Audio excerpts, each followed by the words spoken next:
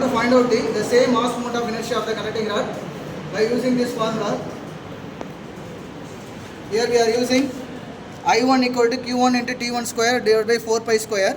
The Q is nothing but stiffness, torsional stiffness. By using the I2 formula, that is Q into T2 square divided by 4 pi square minus I1.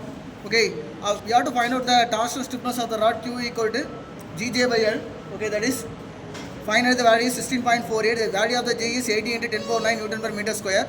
The J is nothing but polar moment of inertia. By using this formula, pi into d power 4 divided by 32. By using this formula, we have to find out the polar moment of inertia of the disc, and where the d is the wire diameter, this is 6.1, and L is nothing but length of the polished rod, that is 660 mm.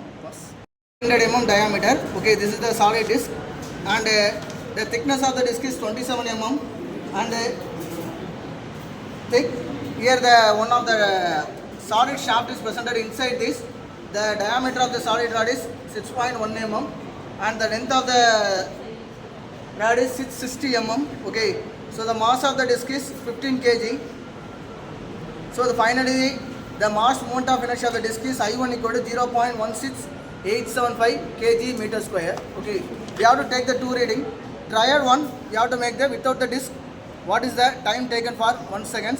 Similarly, T2, we have to rotate the disc like this. We have to rotate the disc like this. Okay, and we have to note the time taken by using this cyclic timer. Similarly, we have to note the third trial. We have to note the third trial by using the cyclic timer. By using the cyclic timer, you have to note the cyclic timer. You have to note the value. Okay. Now we have to turn the table and note the time seconds. What is the time seconds? 43 seconds. Similarly, the second trial.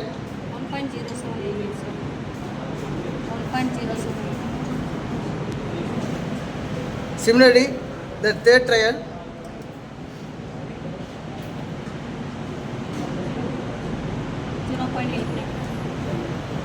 By average this value, we can get the connecting rod of time seconds. By using this, we have to get the average value.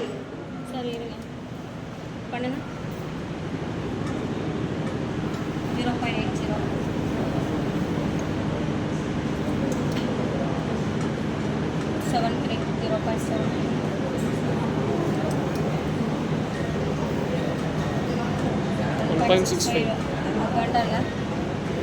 So average this value, get the time taken for without the 0.91.